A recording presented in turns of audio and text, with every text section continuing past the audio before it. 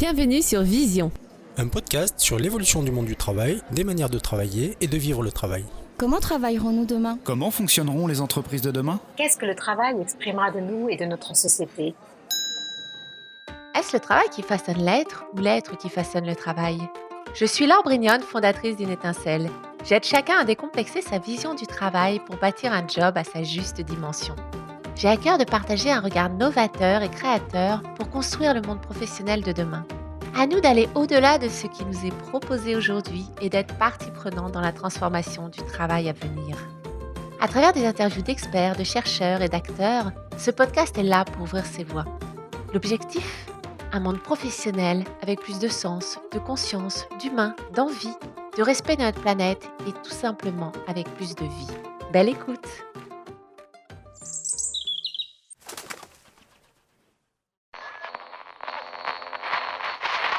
Alors, comment je vois le monde du travail dans 15 ans?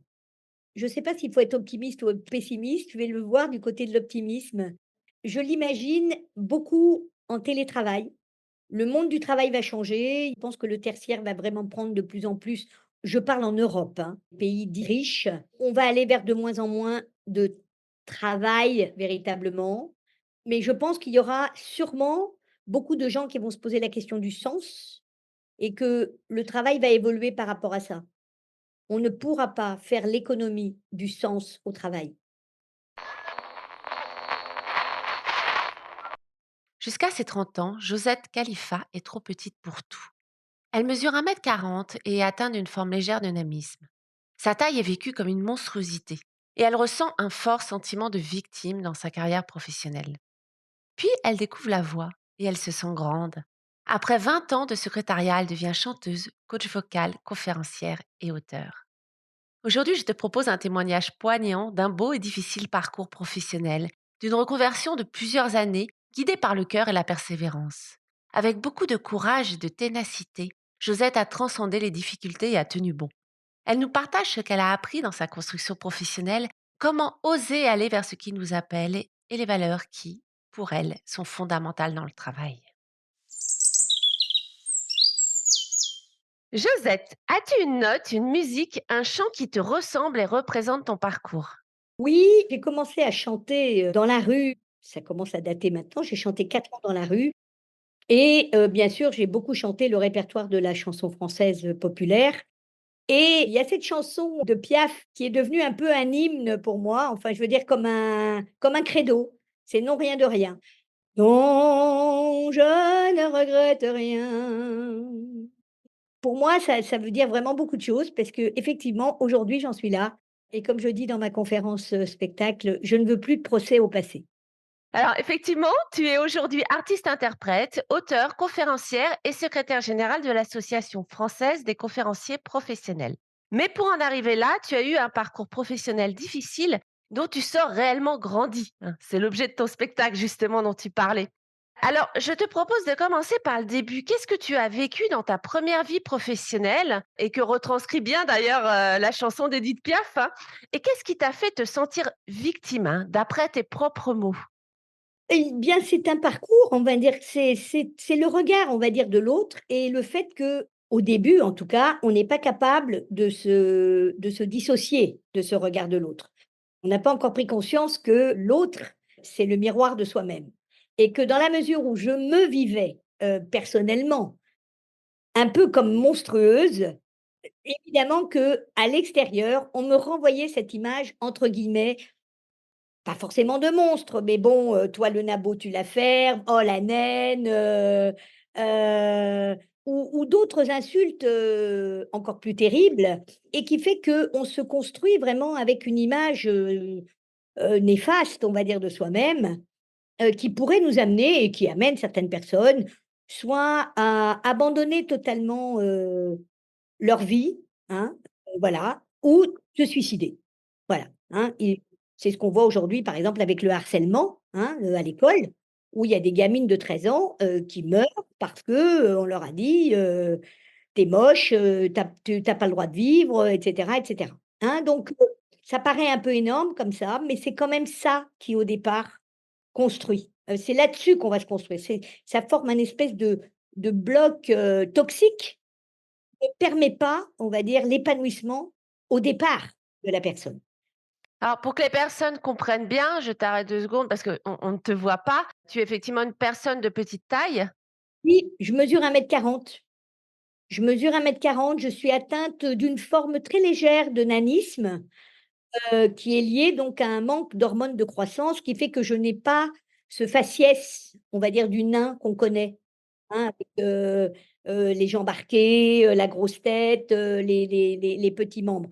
Mes membres sont plus courts que la normale, mais globalement, je suis à peu près harmonieuse dans mes proportions.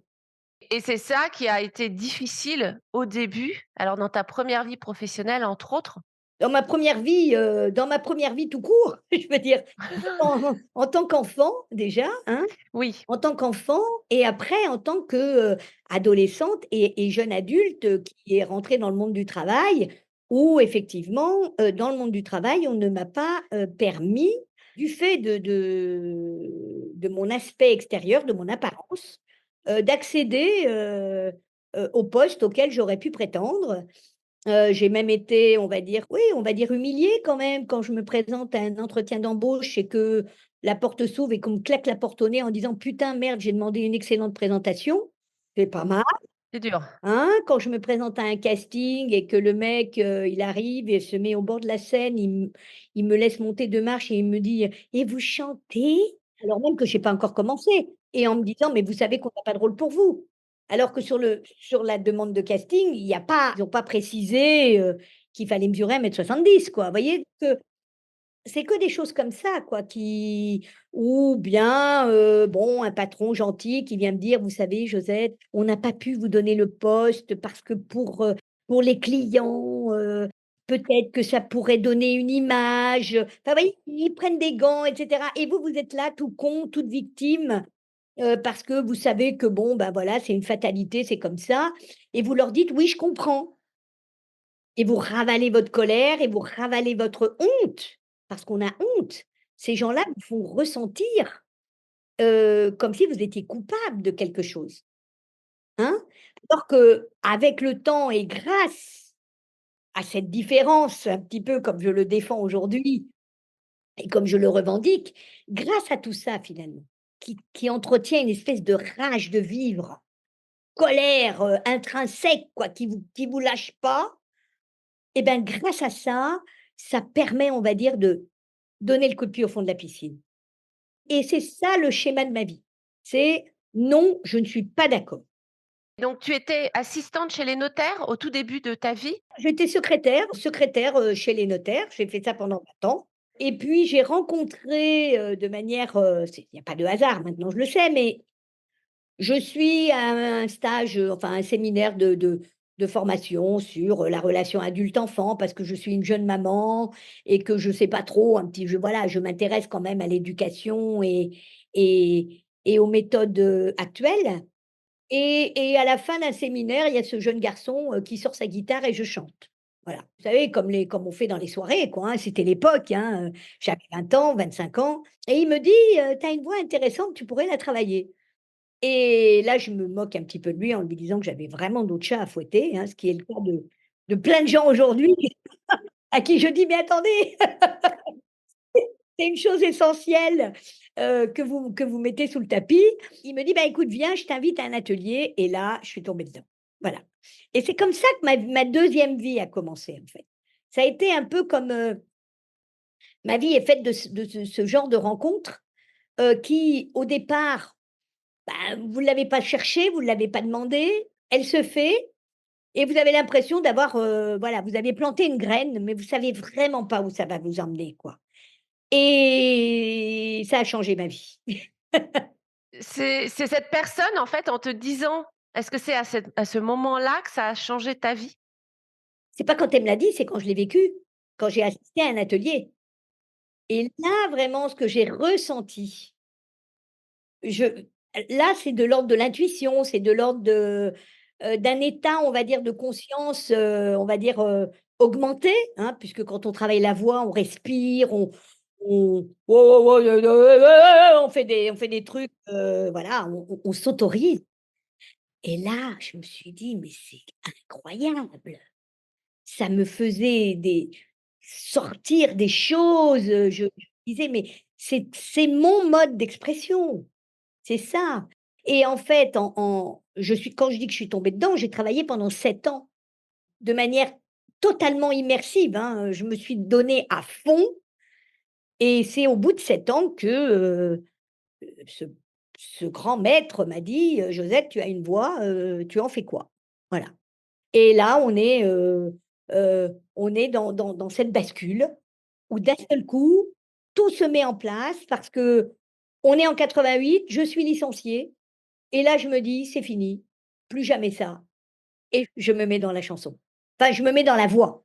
Je commence à donner des ateliers, des petites conférences, je commence à former des gens un petit peu, enfin, vous voyez, à transmettre tout ce que j'ai vécu et tout ce que j'ai appris, hein, et surtout, j'essaye de transmettre, c'est pas une technique, enfin, bien sûr qu'il y a des techniques, mais j'essaye de transmettre que la voix, c'est nous.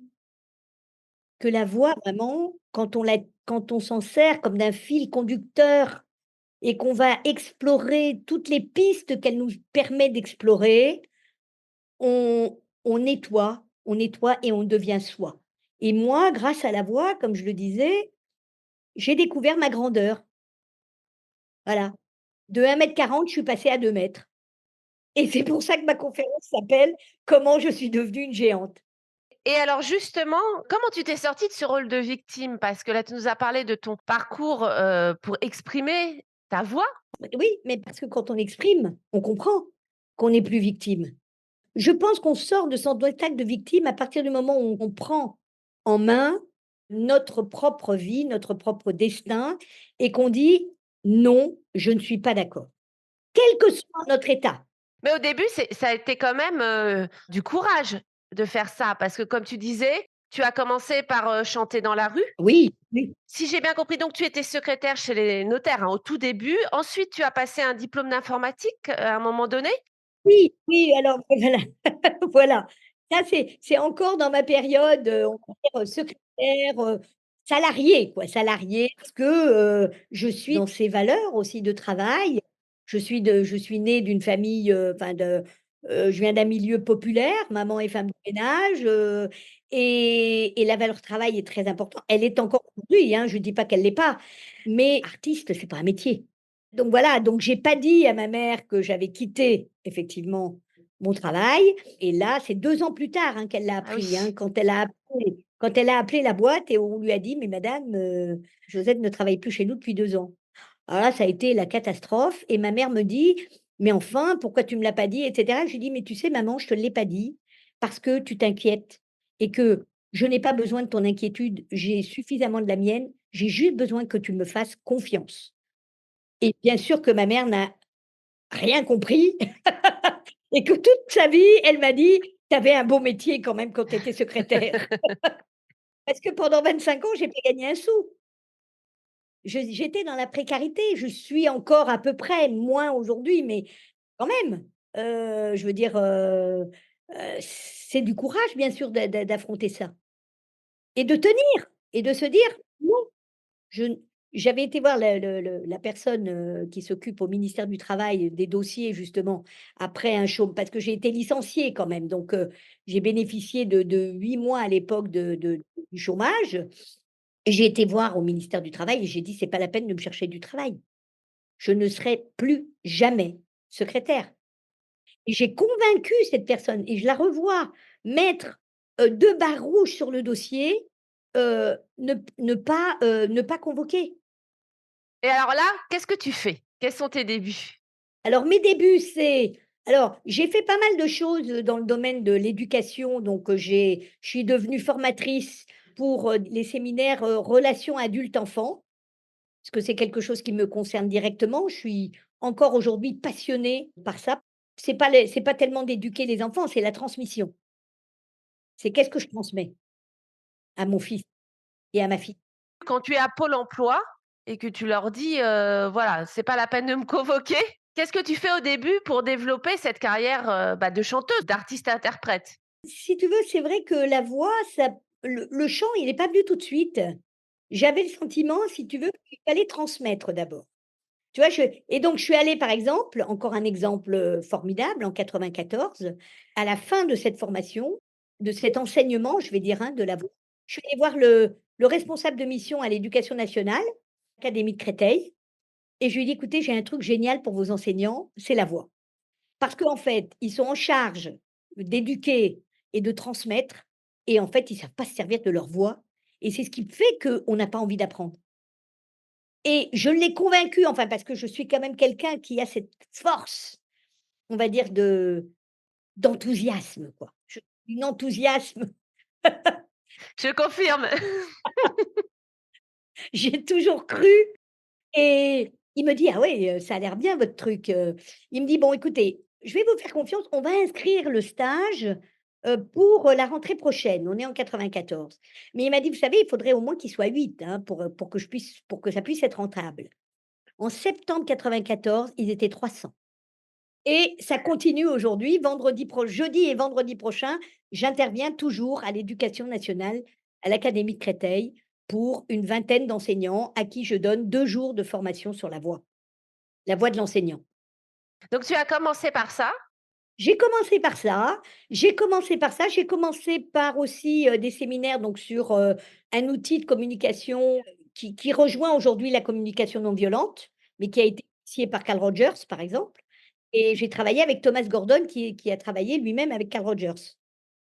Voilà, donc et là, j'ai initié, on va dire, des parents, des couples à cette idée, on va dire, d'une autre éducation, d'un autre rapport, on va dire, de l'adulte à l'enfant. Voilà, j'ai fait ça et puis, c'est plus tard, on va dire, c'est plus tard que, la chanson m'a rattrapée, quoi. La chanson m'a rattrapée et que j'ai un ami qui m'a un petit peu, tiré le tapis, dessous le pied, qui m'a dit: «Bon écoute, demain on va rue Saint-André-des-Arts et tu chantes». Oups! Et là, je me suis plantée rue Saint-André-des-Arts et j'ai chanté et ça a été le début, voilà, de ce qui a fait 25 ans de ma vie, de chanteuse. Où je suis allée de la rue au bistrot, du bistrot au cabaret, du cabaret aux scènes de théâtre et des scènes de théâtre à l'international puisqu'en février 2019, j'étais sur scène à l'international, accompagnée de 40 musiciens. Un beau parcours. Un très beau Ça a été une consécration, voilà. Oui. D'où vient ta persévérance et ta ténacité? Qu'est-ce que tu passerais aux gens là-dessus? Je pense qu'il faut avoir, comme je le dis dans la conférence, «Comment je suis devenue une géante», il faut avoir du carburant et mon carburant à moi, c'était la colère, la rage de vivre. Rage. Faut avoir la rage, quoi. Faut avoir la niaque. On appelle ça la niaque, on appelle ça la rage de vivre, on appelle ça, l'envie de s'en sortir. Moi, j'ai une amie qui m'a dit: «Moi, j'avais cette phrase: "Tu dois t'en sortir"». J'avais cette phrase dans la tête tout le temps, pas sous Ouais, épreuve. tu Tu as pas le choix. as pas le choix. Tu dois y aller, tu dois t'en sortir et ça vous donne une f voyez, ça vous pousse sans que vous ne fassiez rien. Vous ne pouvez pas faire autrement. Mis à un autre niveau, quand on demandait à Picasso: «Mais, pourquoi vous peignez?» il dit: «Parce que j'ai pas pu faire autrement». Ouais, mais là, ce qui est fort, je trouve, c'est que tu as ce «je dois m'en sortir» sur quelque chose de passion. Alors que oser, je vais le dire comme ça, associer les 2, c'est pas évident parce que des personnes qui te disent: «Je dois m'en sortir», mais rien qu'en termes, de sécurité financière, on va dire, tu vois?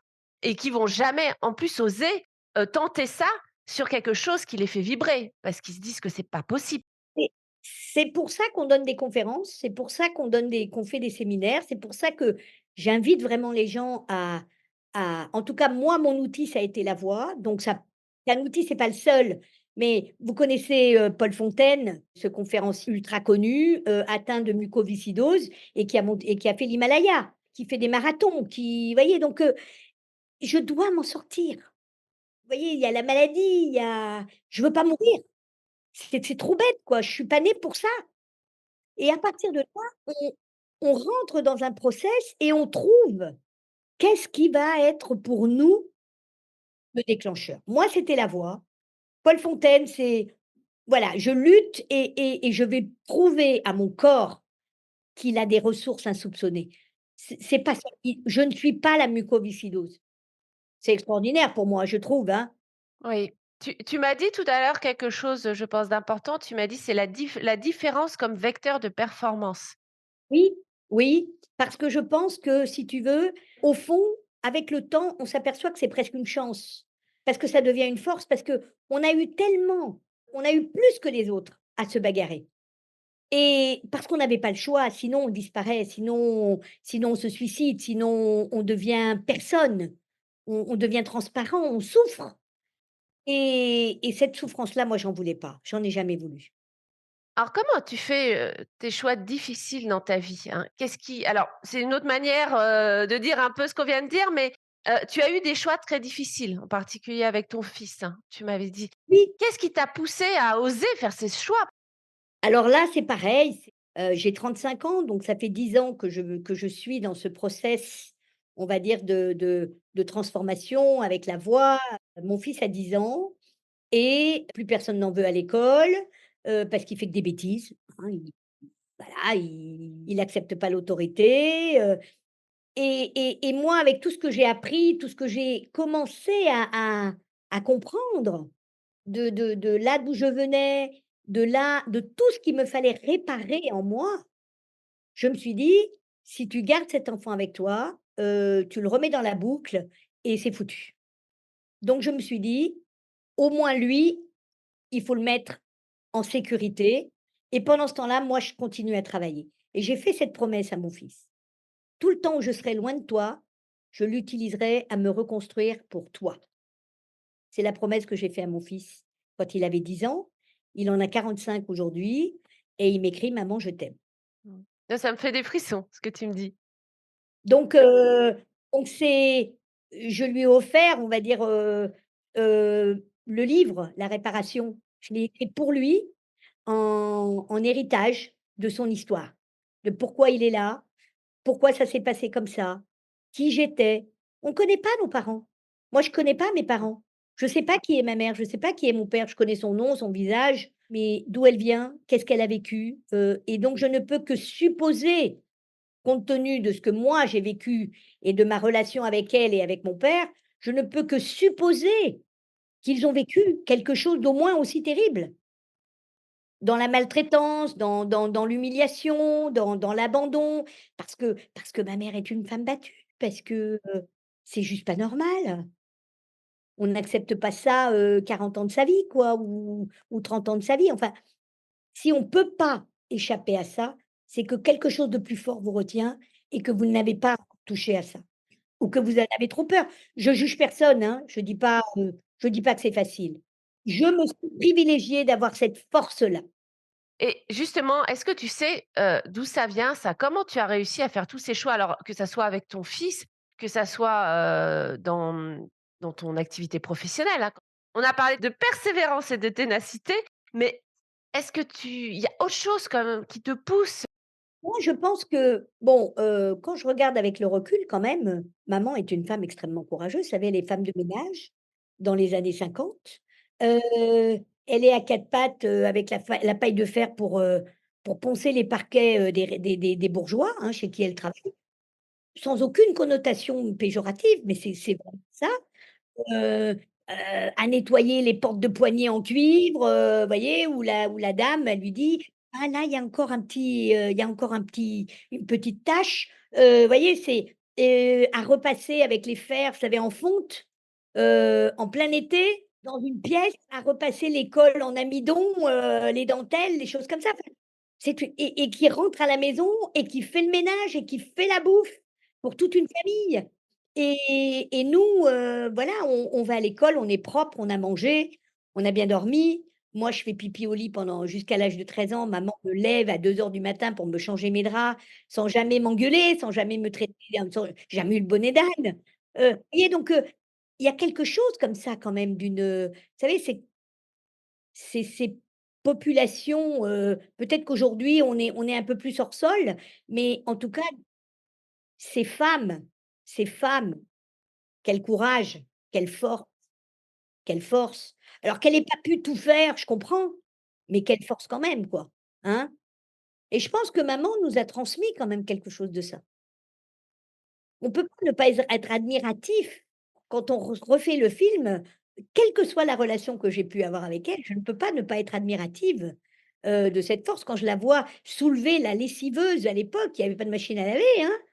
La lessiveuse, on la mettait sur le gaz et on tournait les draps, avec le bâton et maman, elle faisait ça. Maman faisait ça, tout à la main et c'était une petite bonne femme d'1,50 m et elle avait pas de femme de ménage. As-tu un message à passer à celles et ceux qui se sont coincés dans leur travail et qui n'osent pas en sortir? En particulier, j'aurais envie de te dire toutes les personnes qui se sentent bloquées en raison de peurs financières, hein, justement, parce que c'est souvent, ça qui arrête. Qu'est-ce que tu leur dirais? Alors je leur dirais de respecter cette peur, voilà, qu'il s'agit pas d'être casse-cou. Moi je l'ai un petit peu été et bon voilà, je pense que j'aurais pu mieux faire. Je me suis par exemple lancée dans la chanson, bon voilà. Donc on respecte notre peur, mais on se laisse pas paralyser par elle. Donc on lui parle, on lui dit: «OK, j'entends, donc ne t'inquiète pas, je vais pas tout quitter comme ça du jour au lendemain, mais je vais commencer à mettre quelque chose en place». Je vais commencer à écouter mon intuition. Je vais peut-être m'asseoir 5 minutes en fermant les yeux, en méditation, on l'appelle comme on veut, méditation, ça peut faire peur, mais de rester comme ça à l'écoute de soi et en tout cas, c'est ma réalité. La vie vous envoie les bonnes réponses et un jour, vous rencontrez et vous vous dites: «Ça y est, j'ai trouvé» et là, vous pouvez lâcher. C'est un beau message, je trouve. Alors, avec ce recul, sur ton parcours, pour terminer, quelles sont pour toi les valeurs fondamentales pour la qualité de vie au travail? C'est le respect, l'écoute, hein. Moi, quand j'ai un patron, c'était en 72-75, qui me dit: «Vous avez mis le dossier où?» Alors je lui réponds: «Je pense que» je vous demande pas de penser, je demande où est le dossier. Je ne sais pas si ça existe encore aujourd'hui, mais ça, c'est inadmissible. Donc c'est le respect, c'est l'humiliation, c'est la valorisation, c'est, la confrontation, on va dire, des idées, des voilà, moi j'ai la je vais parler de Jean-Philippe Eckermann, qui est président de l'association des conférenciers professionnels et je lui disais il y a pas longtemps, je lui disais: «Tu vois, j'ai été secrétaire pendant 25 ans, là je suis ton assistante en tant que secrétaire générale» et je lui dis: «Je n'ai jamais été aussi heureuse dans ce poste parce que tu es en même temps un leader, tu prends des décisions mais en même temps voilà, tu écoutes, tu respectes, tu valorises. À chaque fois que je fais un truc, «Tu es formidable», il me dit c'est alors que c'est mon boulot, mais il me le dit et il me dit, et voilà et je lui dis: «Ça, c'est hyper important» parce que des fois, on échange des idées, il me dit: «Non, mais» et il me dit: «Ah bah, ça me donne une idée». C'est-à-dire qu'il va pas faire ce que c'est pas son idée ou la mienne. C'est que d'un seul coup, il y a quelque chose qui lui vient parce qu'il écoute où il voit comment il pourrait, en même temps, continuer à servir le propos de sa mission qui est que l'entreprise se porte bien, hein, je parle au manager là pour le coup, hein, et en même temps que l'employé ou que en l'occurrence moi-même, mon idée ne soit pas juste foutue à la poubelle. Il me dit: «Tiens, ça me donne une idée» et du coup, il va proposer quelque chose où ça va se rejoindre. Et je dois dire qu'il le fait dans plus de 80 des cas. Je n'ai jamais eu de la part de Jean-Philippe Eckermann un truc de non-recevoir. Donc si je résume, le respect, la valorisation, l'écoute et la confrontation des idées. Voilà, oui, absolument. Voilà, voilà. Donner à nos collègues c'est eux ils sont là sur le terrain, ils connaissent pas tout, ils ont pas les diplômes comme moi d'ailleurs, mais ils ils ont une intelligence. Moi, je suis quelqu'un d'intelligent, même si j'ai pas de diplôme. Vous voyez ce que je veux dire? Donc avec l'engagement que j'ai dans l'association, je peux me permettre. C'est pas comme si j'étais tout le temps en train de dire: «Oui, mais on pourrait faire ça». Heu je bosse, hein. J'en doute pas. Et c'est vraiment l'écoute des idées des Ouais, personnes ouais, aussi ouais. et puis, leur dire ce qu'on en fait, faire un retour sur ces Oui, idées. oui, parce que Jean-Philippe peut me dire, par exemple, «Oui, oui, écoute, oui, c'est» bon et il m'explique que pourquoi aujourd'hui il peut pas en tenir compte. Parce que et quand il trouve que je suis un peu trop raide ou que mon idée est un petit peu trop, on va dire, extrémiste ou voilà, il m'explique pourquoi. Il me dit: «Tu comprends? Une association», il m'explique qu'est-ce que c'est une association. Il m'explique, quelles sont les valeurs fondamentales de l'association. Donc je pense qu'un patron qui expliquerait ça à ses employés. C'est quoi nos valeurs fondamentales? C'est quoi notre mission essentielle? Et en quoi mon idée, elle sert ou elle sert pas cette mission? Et du coup, soit elle est trop en avance, soit, elle est trop elle est pas assez ou en tout cas elle risque d'être mal interprétée. Donc comment on fait pour l'assouplir? Et on continue l'échange. Ce qui est important là, c'est vraiment effectivement le retour aussi et l'échange comme tu dis. Que l'idée soit prise en compte ou pas, j'ai envie de dire, mais au moins de dire pourquoi dans les 2 cas. Exact. Alors Jean-Philippe Ackermann qui est un très grand conférencier, hein, conférencier sur l'optimisme justement et la joie. Vraiment, c'est quelqu'un de formidablement congruent, parce qu'il met en pratique tout ce qu'il énonce dans une conférence. Il est l'optimisme incarné. Quel est le livre que tu nous conseillerais, alors pour faire évoluer sa vision du travail ou des manières de travailler, de vivre le travail? Alors, je sais qu'il y a un grand monsieur qui s'appelle, Philippe Gabillet, qui a écrit des livres, sur la chance, hein, puisque voilà, on est sa chance ou, quelque chose comme ça. Donc pour les gens Je le noterai. voilà, Ouais. pour les gens dont on parlait tout à l'heure qui se posent des questions sur, voilà, c'est comment je provoque aussi ma chance. Voilà et je crois que personnellement, sans en être consciente, c'est quand même ce qui s'est passé pour moi. Parce qu'à chaque fois, j'ai saisi les opportunités. J'ai tout voilà, c'est dire oui à la vie. Oui et c'est pas facile de saisir les opportunités parce que parfois on les voit même pas Parfois, on les voit pas et ou on les prend pas, tout simplement, hein. et voilà, non, non, c'est pas pour moi, non, parce qu'on est né comme ça. Alors qu'on se dit: «Tiens, c'est bizarre quand même, pourquoi ça m'arrive?» Et là, on se dit: «Ben, peut-être peut-être que j'ai quelque chose à voir». Enfin, vous voyez, quand on parle du cadeau caché, il y a des épreuves plus lourdes que d'autres, hein, on va quand même pas dire que tout est simple. Mais il y a quelque part une vérité là-dedans. Où peut-on te retrouver? On peut me retrouver sur mon site internet qui vient de sortir, je suis Mmh. josettecalifa.com.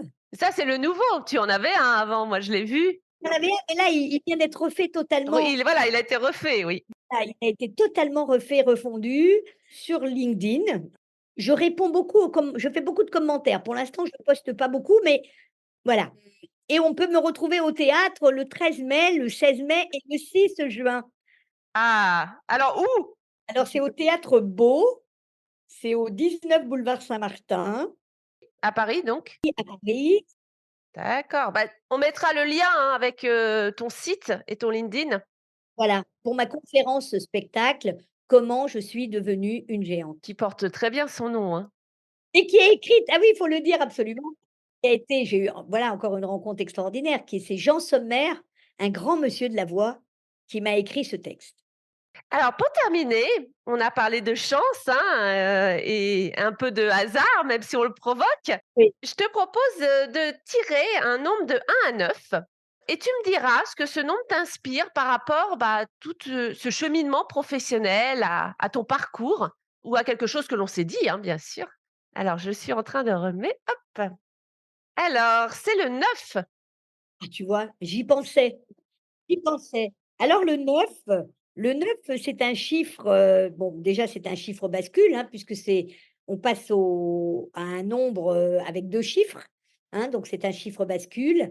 Le 9, c'est la carte de l'ermite, dans le tarot de Marseille, que j'ai aussi beaucoup travaillé, personnellement, enfin pas pour l'enseigner, hein, mais comme une pratique pour moi, pour avancer et cetera et où je me reconnais quand même pas mal parce que c'est un vieux monsieur qui avance, avec une lanterne et vraiment il voit pas très loin et on marche dans la nuit et on marche, mais On sait que la lumière va arriver, mais on ne sait pas quand, parce qu'on traverse le tunnel. On rentre dans le tunnel et vraiment la lanterne, elle éclaire juste le pas devant, quoi. On voit pas plus loin.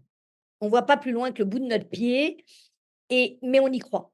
Voilà, mais on tient, on est debout. On sait que on peut pas, comme je le disais depuis le début, on peut pas faire autrement que d'avancer, un pas après l'autre et ça s'ouvre et ça s'ouvre et ça se referme et puis un jour, comme aujourd'hui par exemple, enfin comme, quelques mois maintenant, j'ai le sentiment que les planètes sont alignées, que la lumière est là. Voilà. Je saurais pas le dater, mais de tout ce que j'ai, entrepris depuis tant d'années, aujourd'hui, j'ai l'impression que ça y est, c'est un peu comme le tout début du printemps, il y a la neige, les sols sont recouverts et cetera et d'un seul coup, il y a le perce-neige. D'un seul coup, c'est vert et là, on se dit: «Waouh, on l'a pas vu venir» et ben, c'est ça. Le neuf pour moi, c'est ça. Merci d'avoir suivi cet épisode. S'il t'a plu, partage-le autour de toi, mets 5 étoiles sur Apple Podcast, car c'est grâce à tes retours que je pourrai les développer et réaliser des interviews de qualité. Je te donne rendez-vous le premier jeudi de chaque mois pour une nouvelle interview. Pour être averti des nouveaux épisodes, tu peux t'inscrire à la lettre L'étincelle du gecko sur uneétincelle.fr/lettre ou t'abonner à ta plateforme d'écoute préférée. Si tu as besoin d'aide ou d'éclairage sur ta construction professionnelle, rendez-vous sur uneétincelle.fr où tu découvriras de nombreux articles et vidéos, plusieurs guides gratuits et les accompagnements individuels que je propose. Et si tu as des questions, des idées, des retours à me faire sur ce podcast, tu peux m'écrire à contact@uneétincelle.fr. À bientôt!